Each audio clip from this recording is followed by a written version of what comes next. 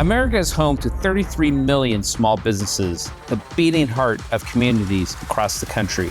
And proof that the American dream is still alive. This is a show about those dreamers and doers and the communities they serve. Their real life stories. Their struggles and successes. Their grit, determination, and passion. And the people who fight to keep their American dream alive. I'm Alfredo Ortiz. I'm Elaine Parker. And it's time for another episode of Main Street Matters, America's small business megaphone. Hi, and welcome to another episode of Main Street Matters, America's small business megaphone. I'm Elaine Parker, the president of the Job Creators Network Foundation. And I'm Alfredo Ortiz, CEO of Job Creators Network. And you can subscribe to the show at salempodcastnetwork.com or wherever you get your podcasts from. Well, today, Alfredo, we are going to be joined by Will Hild. And Will is the executive director of Consumers Research. He has a decade of nonprofit legal and public policy experience. So I'm looking forward to hearing about some of their initiatives at their organization. Yeah, it sounds really exciting. But I'm going to bring up a subject that we've talked about a couple of times, only because I think we have been validated beyond all belief in our message about student loans and who the real boogeyman is in this deal. The Wall Street Journal had an article last week, and the name of the article is "Colleges Spend Like There's No Tomorrow. These places are just devouring money. Students foot the bill for flagship state universities that pour money into new buildings and programs with little pushback." So what's been our primary message all along? It's an accountability message, and colleges are spending like drunken sailors and knowing that ultimately the federal government's going to pick up the tab. Yeah, it's incredible. I mean, we've been saying since the president announced the illegal student loan bailout last August that it's actually a year ago this week that he announced that plan that was ultimately struck down this just about 2 months ago by the Supreme Court. That it's not taxpayers that should be held accountable for this. It's these colleges and universities that are spending like drunken sailors. And there's a tremendous amount of research in this article that they looked at these flagship state colleges. And I'll just give you a couple of bullets on what these universities are spending. The University of Kentucky has spent $800,000 a day over the past decade on building improvements. A day. The University of Florida, which has over 50 communications directors on staff, and the University of Oklahoma spent $14.3 million on an Italian monastery. I mean, I'll tell you, my daughter just graduated from the University of Florida, and I talked to her about this article. And she said, "Mom, there are so many levels. You never get to a dean. There's the professor, then there's the associate professor, then there's the assistant dean, then there's the associate dean, then they have so many government, it's almost like a government bureaucracy." She said she never even got to a dean because if you can't show that you've gone through each of the levels before you get to the dean, you never get the appointment with the dean. I mean, it's like it's like a jobs plan for the bureaucracy of universities, the way our system is set up now.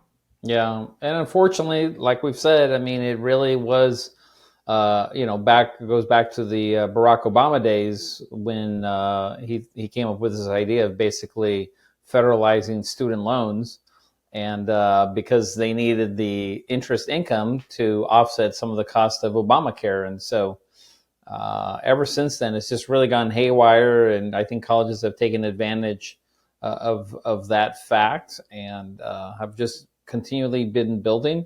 And this is despite the fact that they have a record $700 billion in endowments. And so the accountability part is something, yes, to your point, that we've always been touting since day one on this fight. And it looks like you said, the Wall Street Journal kind of vindicated and validated our position on this. And, now that Biden is trying to work around the Supreme Court decision, we got to make sure that this kind of information really gets to the public and that they understand that this is not an issue of being sympathetic or not sympathetic to the needs of these students and families. It's actually just trying to hold the real culprits accountable so that we don't hit repeat and are in the same position in 3 or 5 years.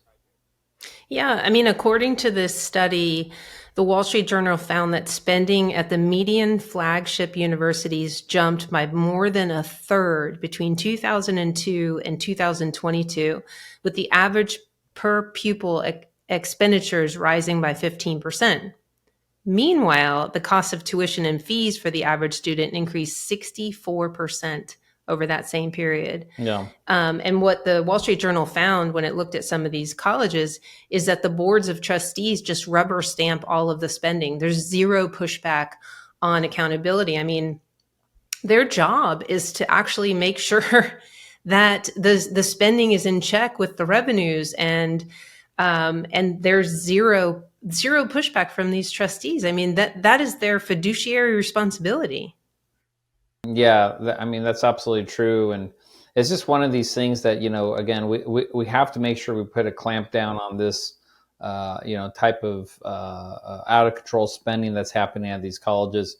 We have to make sure that we keep the pressure on Congress, though, Elaine, and have the conversations that I've been having with folks to bring these college presidents in and these bureaucrats in and haul them through Congress and start asking the tough questions, because that's the only way I think it's gonna stop. And for all those people out there that say it's just impossible, they just costs keep going up with this, we have to do.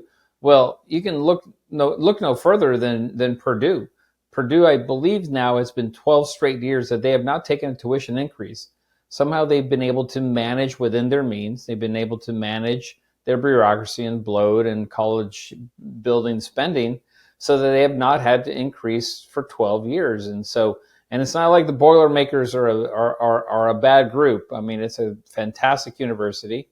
And so it can be done. And I think unless we change it, the rules of the game, and I know there's some great legislation that's been introduced since we filed our initial lawsuit. There's been some great legislation introduced by our senators, Republican senators, that hopefully will actually address a lot of this. Well, his Senate Republicans proposed a series of bills that will help relieve some of this pressure. Right. And part of the package provides students with transparency. You think about when you get a car loan or a mortgage, part of the documentation that you sign as a borrower tells you what the total cost of the loan is. So everything that you'll pay back over the term of the loan. That doesn't exist now. I mean, can you imagine these 18-year-olds are signing up and they don't even know what the total cost of their loan is? They're setting out realistic expectations on career and financial outcomes. So if they're selling a degree program that the average median income is $20,000, but it's going to cost them $75,000 to get it, it doesn't really add up. I mean, it's as far as taking out a college loan for it, you're never going to pay that loan back. And they're also streamlining the payback options and eliminating the inflationary Graduate Plus loans. So these are all great steps, but the silence from the White House and the Democrats in Congress is just deafening. Like, they're not even sitting down to talk about solutions or other alternatives. The only thing they want to do is forgive college loans to this population of people just before an election. Well, and that's what's concerning. I know if you could, because I know you have the information right in front of you on outline the IDR, because that's pretty concerning. This kind of work around the decision from the Supreme Court and what the White House is doing. I mean, you say it's deafening. Unfortunately, it's really loud in terms of the lawlessness that's coming from the White House on this workaround. Do you want to talk about that for a minute? Yeah. So the IDR, which I'm sure. Unless you've taken college loans, you may not be as familiar with it. But the administration is planning to forgive about $39 billion so far, what they've announced, to about 800,000 people. And what they're doing is basically what they're calling an administrative fix. So they're going in and saying, well, we can grow this pot of people and forgive these borrowers. And what they're doing is changing the amount of their payback from 10% of discretionary loan to 5% of their discretionary income, But for people who are at lower income levels, their payments are actually going to go to zero. And so every month when they make a $0 payment, that will count as a payback loan. And then they're cutting the time that they have to pay back the loans in half. So these loans are forgiven to people who are like teachers and first responders and things like that. After 20 years, they're going to cut that time period in half. So those loans will be forgiven after 10 years, regardless of how much they pay back. And the 3 years of non-payments that we've had while we've been in this payment pause will automatically count as payments. So in what world does a $0 payment count as a payment?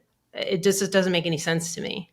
Yeah, no, it doesn't. And the sad part is that new program that you just described, I think Wharton actually estimated that the new cost of that is actually even worse than the original program. It's now, I think, $475 billion. So, I mean, again, it's just out of control. It's not listening to the will of Congress, not listening to the laws of the Supreme Court. I mean, it's really concerning, actually, what we're seeing in terms of the leadership from the top. Well, what's worse is they're going to do also this on-ramp. It's kind of like whack-a-mole in trying to keep up with all the different provisions and workarounds that they've come up with. They're going to do this 12-month on-ramp because you remember the president promised that they would restart loan payments 60 days after the Supreme Court decision. And then when the debt deal came through, Republicans added in and codified that the president had to start it. And it was a bipartisan bill. The president signed it into law. And in direct defiance of this law, they're going to do a 12-month on-ramp, whereas if you can't make your payments or you don't make your payments, there'll be no consequences to you for not making the payments. I think we found out that the student loan payment pause cost the American people $5 billion a month for the last 3 years. Yeah, it's just horrible. So, well, we got to keep on top of this, Elaine, that's for sure. Hey folks, Elaine Parker here with Main Street Matters, America's small business megaphone. Why is China hoarding food? Experts say that China is hoarding a massive amount of food. They will soon have over 2/3 of the globe's corn reserves, over half of its rice, and over half of its wheat. What does this mean for Americans like you and me? 2 words: food shortages. That's why it's a smart idea to stock up on a kit of the best-selling 4 Patriots survival food. Create your own stockpile of the best-selling 4 Patriots survival food kits. They're hand-packed in the USA. The kits are compact and stack easily. They have different delicious breakfasts, lunches, and dinners. And their 5-star reviews on the website rave about the flavor and taste. Get 10% off your first purchase of 4 Patriots survival food by typing in the code STREET at checkout. Just go to 4patriots.com and use code STREET to get 10% off your first purchase of 4 Patriots survival food. That's 4patriots.com and use code STREET. Now it is time for our interview with Will Hild. And Will is known for his battles against BlackRock, Bank of America, and other large companies, and has been leading the fight against ESG. The Washington Post labeled Will the leader of the group sharpening the GOP attack on woke Wall Street, and in recent profile in Bloomberg called Consumers Research the little-known group battling Wall Street over ESG. Will, welcome to Main Street Matters, America's small business megaphone. Yeah, thanks, Will. Really appreciate it. You're doing some great work here, important work. So can't wait to hear more about it. Absolutely. I appreciate that and can't wait to fill everybody in. Yeah, so tell us a little bit about Consumers Research. You're the executive director there.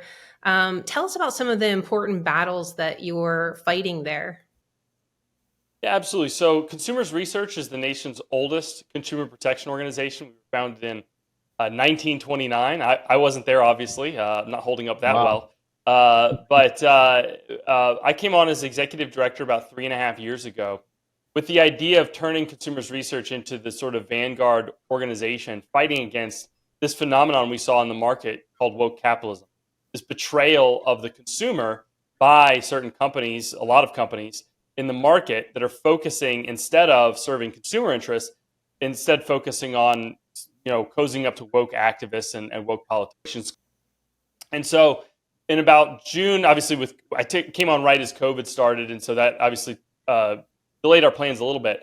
But in June of 21, we launched something called the Consumers First Initiative, which is an ongoing multi-million-dollar ad campaign targeting woke corporations, calling them out for this type of behavior. And also, our view of it is that the whole woke capitalism phenomenon is basically this incentive structure where corporations try to distract from their misdeeds in the market or ways in which they're not serving their customers by dangling out this virtue signaling, this woke nonsense.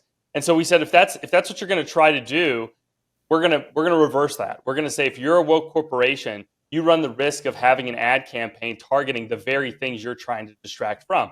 So that's how we started out. We ran ads against Nike, Coca-Cola, Ticketmaster, MLB, American Airlines, many of the wokest corporations in America, calling them out, not only for those types of activities, but also the issues with slave labor in China, or American Airlines being rated the worst airline in America 2 years in a row, losing the most bags, kicking the most people off of flights involuntarily. So these are the kind of things we were highlighting. So if you've got skeletons in your closet, you think you're going to get away with it because you're going woke. Well, not if we have anything to say about it.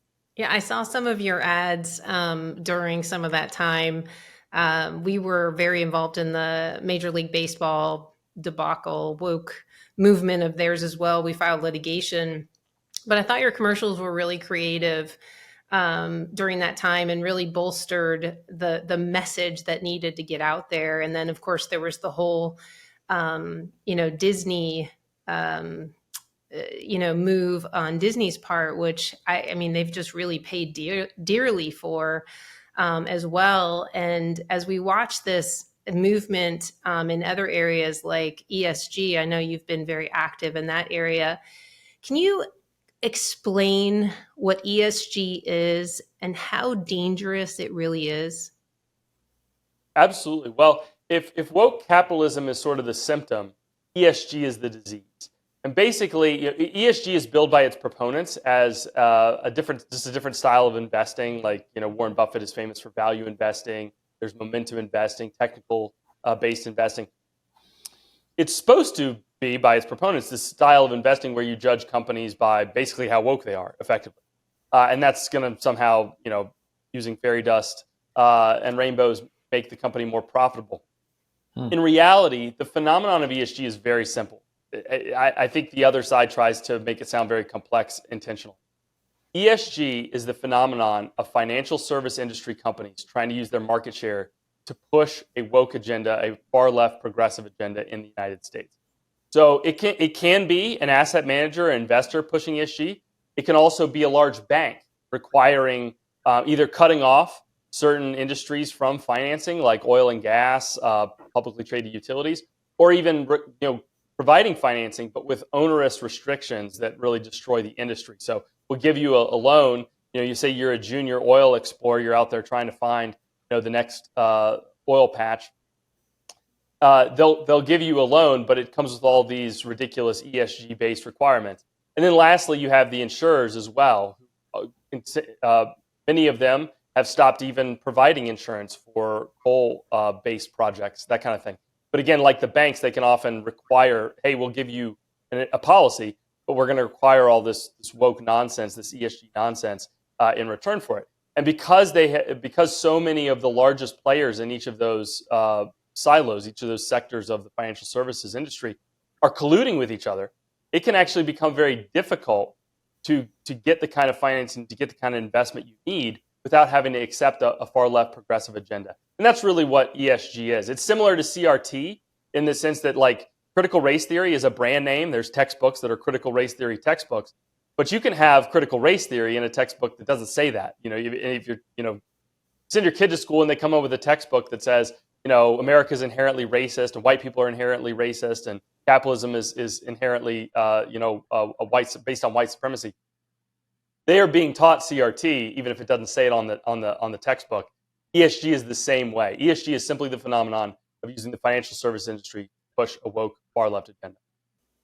And let's talk about that a little bit, because I know probably most people don't understand the complexity and how this has really, really crushed the oil and gas industry, how the Biden administration has really used this with these, BlackRock and others to really pretty much shut down the industry. And they like saying to the American public, oh no, but we're doing things. We're allowing them to drill. We're giving them permits. But in the backside, they're completely shutting them off. Can we talk more about that? Because I think it's really important for Americans to understand that. Absolutely. And it's actually the example you just brought up is a perfect example of how ESG actually interacts with government.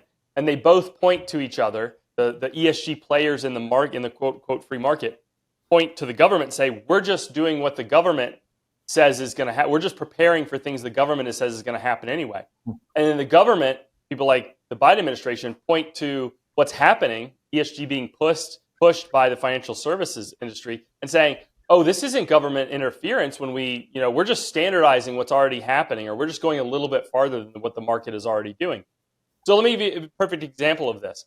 The large asset managers, particularly BlackRock, which is the largest in the world, and State Street and Vanguard, have all committed to pushing publicly traded utilities to put early retirement dates on their coal and natural gas powered plants.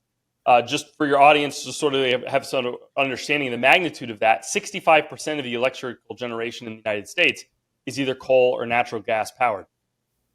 And these asset managers who have hoovered up a bunch of pension funds and so end up controlling a large share of these publicly traded companies' stock, push their board of directors, they lobby their C-suite to put early retirement dates on these otherwise perfectly performing, profitable assets, right? So that's what's going on with the ESG in the market.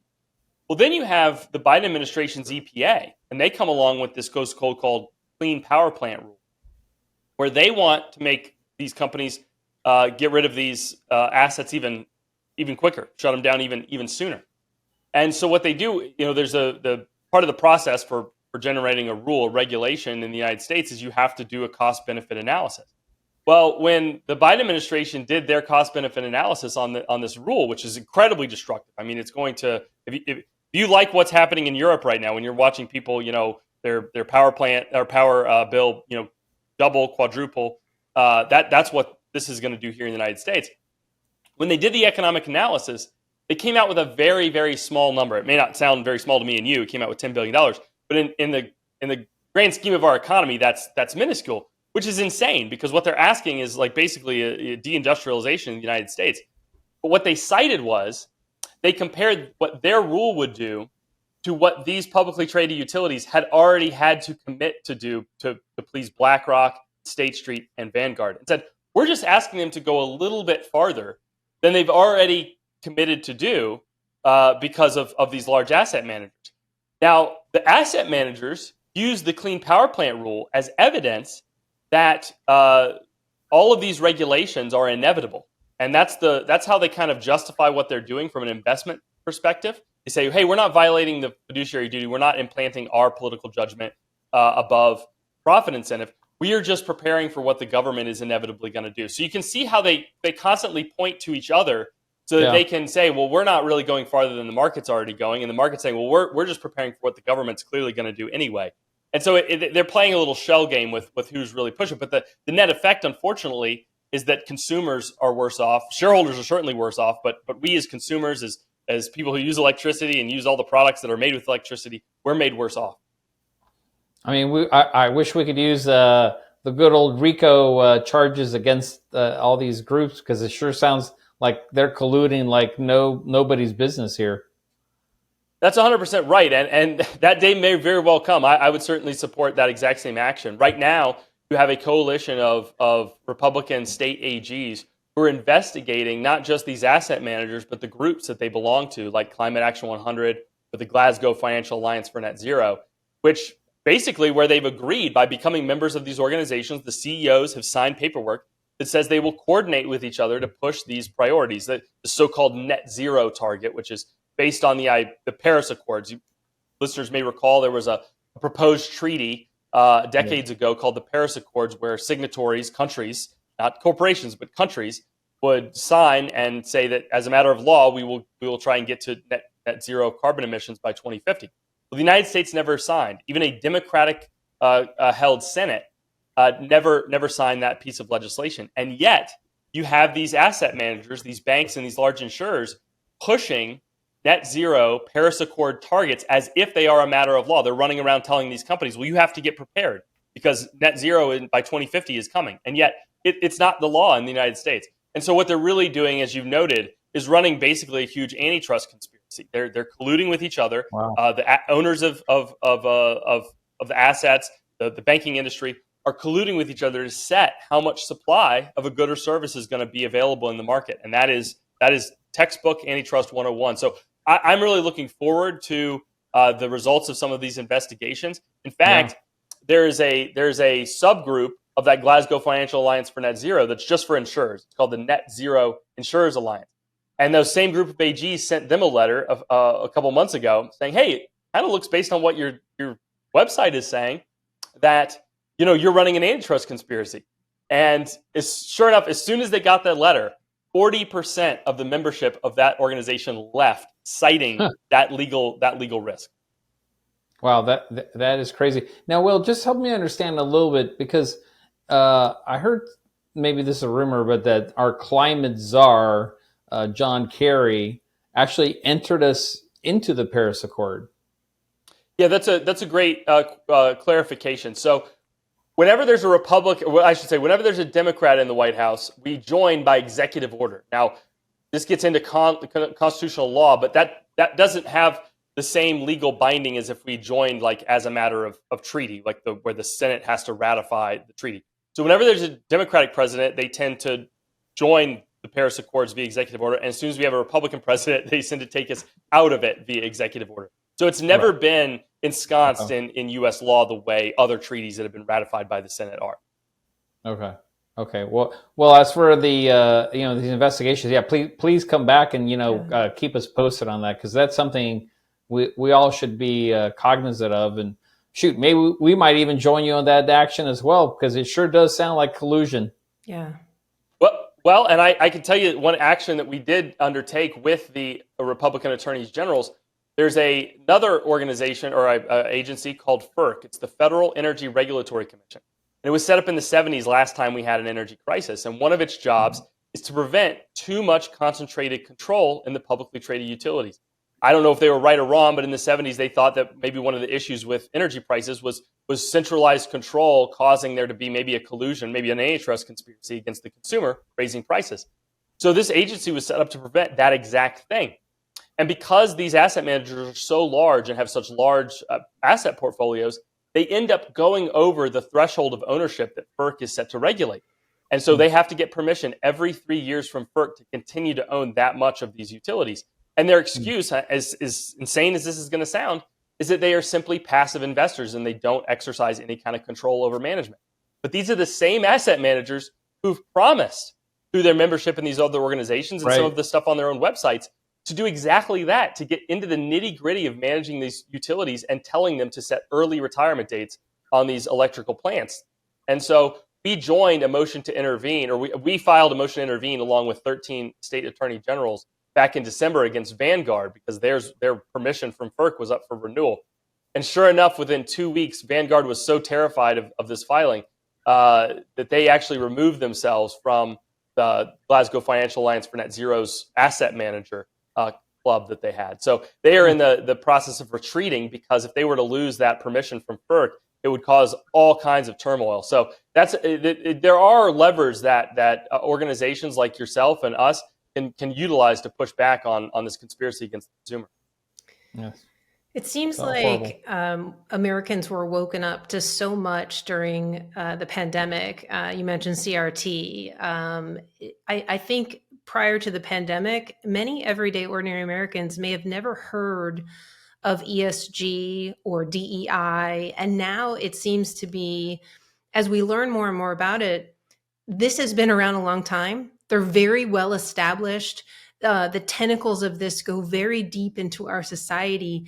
And while people are awake to its existence, I don't think Americans understand how they fight back on it. I mean, as dangerous as this is, how do we fight back? How do we tell Americans what to do if you call this place or you don't shop here? What do they do? Yeah, that's a great question. I think it's there's about 3 or 4 things that need to happen. So, and I'm glad to say that we see more and more of it every day. As you noted, I think people really woke up over the last 3 years to how woke corporate America had gotten and how much disdain they often had for their own customers. I mean, certainly the Anheuser-Busch issue, the Target issue. These companies have gone almost out of their way. I mean, in Anheuser-Busch's case, they did. Their marketing department basically was on record hating their own customers. And what you've seen, I'm glad to see this, is I think that reservoir of frustration has finally broken through, and you're seeing massive shifts in consumer purchasing behavior whenever one of these corporations messes up in a big way. I mean, no one predicted the sustained drop in Bud Light or the sustained drop in Target. I mean, they just posted a 3% or 2.5% drop in sales, which for a brick and mortar retailer like that is seismic. It's huge. So that's number one. I mean, obviously the easiest thing is stop giving corporations that hate your guts your money. But step two is to use your voice. And a lot of times, if there isn't a groundswell of communications going to customer support or on social media, just because sales go down doesn't mean the C-suite understands why. And so when you see something you don't like, feel emboldened, feel empowered to tell them why you're not going to shop there anymore, why you're considering not using their product. That is a force multiplier of also withdrawing your money, because it helps them understand what it is they did that screwed up. The third thing is, when it comes to the asset managers, a huge amount of their power comes from the public funds that they manage. That's state, local, federal pension funds, university endowments. A ton of states with values very different than BlackRock still have money with that company. Now, a lot of them, I say, are peeling back. But absolutely call your elected officials, let them know you care about the ESG issue. It's a very wonky issue. They don't get a lot of calls on stuff around, how the pension fund's being managed. So when you call, you don't have to know every jot and tittle. You have to remember everything I've said about how it works. But just letting them know that you care about the ESG issue and that you don't want your state's funds being used to attack your values. That's huge, and gives those elected officials the incentive to keep the pressure on. Well, I'm in Florida, and I know Governor DeSantis made a lot of moves in that direction with some of these ESG investments. I've also heard that there are like ESG scores that they're trying to develop for people, for individuals, not just companies, but for individuals. And we don't even know it. I mean, essentially, we all work really hard to get a good credit score so we can get the best loan rates out there. But now we're going to have to deal with this ESG score that we don't really know what the parameters are. And they're going to be grading us on how many aluminum cans we recycle every month. So how is that being, how is that infiltrating our everyday lives? Where's it coming from? And what can we do about that? That is an incredible question. And unfortunately, I have to say, it does look like the groundwork is being laid, especially around the issue of climate, or some sort of CCP style social credit score. I'll give you a couple examples of this. Increasingly, credit cards are providing a product which they would say, oh, we're just doing this because consumers are clamoring for it. They're increasingly providing cards that track not only your purchases, but the so-called carbon footprint of those purchases, and give you a carbon score. Well, that type of tracking basically lays the groundwork for offering lower rates to people who lower carbon footprint or whatever. So the technology is being in place. We saw this also with gun purchases. The credit card companies were going to start tagging those purchases separately, which is effectively a nationwide gun registry. Mm-hmm. And luckily, West Virginia pushed back on that legislatively, particularly their treasurer, Riley Moore, who I'll give a shout out to for his heroism and pushing back against that, was able to kill that initiative. But it does seem more and more like the financial service industry is looking to track individual behavior and penalize or incentivize that which they do or do not like. And the government is unfortunately getting in on it as well. The Securities Exchange Commission, SEC, is set to finalize any day now a set of what they call Scope 1, 2, and 3 disclosures around climate emission. Now, the SEC is supposed to only have jurisdiction over publicly traded companies, but they came up with a clever way to start having individual people be tracked, which, basically these climate disclosures, I won't bore you with the Scope 1 and the 2, but Scope 3 requires companies to look at the carbon footprint of the use of their product by consumers. And because these disclosures are required by the government, if they're wrong, plaintiffs' attorneys, securities plaintiffs' attorneys can sue them for being wrong. So initially, my guess is corporations will come up with estimates like, we sold this many tires and they went on this many cars and people drove and that generated this much carbon, that kind of thing. When those numbers end up being wrong, they'll be sued. And eventually, what companies will actually move towards in order to insulate themselves from this type of litigation will be some sort of tracking devices on a lot of the products that we use. Now, maybe tires might be a little difficult to do, but you can imagine a gas-powered lawnmower or even an electric-powered lawnmower that you purchase having some sort of Bluetooth or Wi-Fi ability to report back technology or report back the use statistics Like a black box. back to the company so that their disclosures can be more accurate. Well, now think about every product you use basically telling on you, saying, hey, you took this many showers or you mowed the grass this many times. It's really laying the groundwork for a dystopian society, and it's not getting, I don't think, as much attention as it should. So we're really going to take our lawnmowers and we're going to have to start calling them Karens. Right. Exactly. I mean, you've seen cars do this. There's been a big push to put, like you said, black boxes, what we have basically in airlines to figure out what went wrong. Black boxes in cars so we can, see who was. Ostensibly, they say it's for safety, but it's obviously a lot about liability and who was at fault in different accidents. You're right. It would be like adding a black box to almost everything that you use. I mean, this is truly Orwellian. I mean, this is unbelievable. I mean, I think if the American consumer, or just American in general, would understand the scope of this, I think they would be horrified. I mean, to really think through. I mean, now I understand that basically in China, they're already there, doing these social credit scores, and now I understand too that the impact of this could be, for example, let's say in whatever 5-7 years, Biden gets his wish, and 65% of electric cars.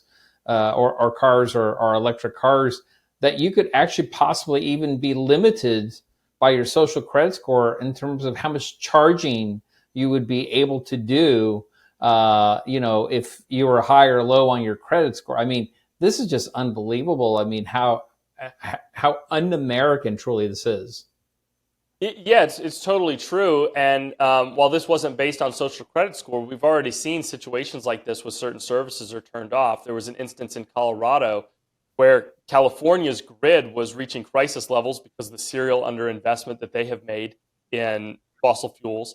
And they actually started, people have smart thermostats. They started shutting off people's smart thermostats in Colorado so they could divert power to California. And this was done explicitly. They told them we were having a crisis in California, so we're going to turn off your AC. Wow. So, it really is a situation. You could easily see a situation in which they simply apply a political lens to that, whether it's based on climate or even social issues. I mean, that's another whole part of the ESG movement, is to basically say that any kind of conservative social views are, quote unquote, bad for business. There was a big push over the last couple of years to force corporations to put out reports talking about how pro-life legislation in states like Texas would affect negatively those companies like Walmart, TJ Maxx, and Lowe's, those companies' operations in those states, which is, of course, that's ludicrous. I mean, it's so tangentially, wow. It's so unrelated from the operation of a brick and mortar store. Basically, these are just hardcore pro-choice activists trying to politicize the running of corporations. So it's very easy to see how if you had some sort of system in place, like those tracking devices, you could very easily start to penalize people, not just for their consumer activity, like running the AC too much, but also their political views. So it's a really terrifying prospect. I think it's important that people, I don't argue for any kind of criminal or violent activity, but I think consumers should be pushing back against this in the most vehement way possible. Well, we have to make sure we get the word out. I mean, that's for sure. I mean, I just don't think people I know members of Congress really don't get this at all, or the scope, I think, of how bad this is. Some do, But I think in general, they don't. We have to make sure, I think, that we educate them, our legislatures, our state legislators as well, not only the federal, but the American public, I mean, has to know this. I mean, now tell us first of all, where folks can get more information and, maybe, be able to get, newsletters from you guys to be able to get the information that they need. Absolutely. Well, the easiest thing to do is visit us at consumersresearch.org. That's consumersresearch.org. On that website, not only can you learn more about the ESG scam, you can also sign up for something we call Woke Alerts, which is our about weekly text that goes out highlighting companies that are going woke in ways that you may not have heard of. And we also, like I said, we always want people to be action oriented. It's not just about boycotting their product. It's also about letting them know. And so we always include contact information for those companies so you can let them know how you feel about them going woke. And you'll be able to tell folks basically, not only how to fight back, but things to look out for. Like you mentioned, the thermostats. It's funny because even here, I'm in Georgia, I got a note that says, oh, go ahead and basically allow us access to your thermostat so that you can save money. But I'm sitting here thinking, well, you just described, wait a minute, I'll be giving them access so that they can do exactly what they did in Colorado. That's exactly right. And what they mean by save money is they're going to turn your AC off during peak hours. And it will save you money in the sense that you won't be paying for the AC during that period of time, right. But you also won't have any air conditioning.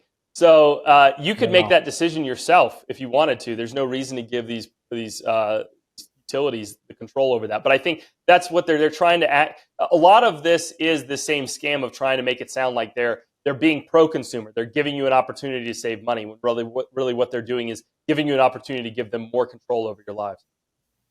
Crazy. Yeah. Well, Will, thank you so much for taking the time to join us on Main Street Matters, America's Small Business Megaphone. And thank all of you for listening again to our podcast. You can subscribe to the show at SalemPodcastNetwork.com or wherever you get your podcasts from.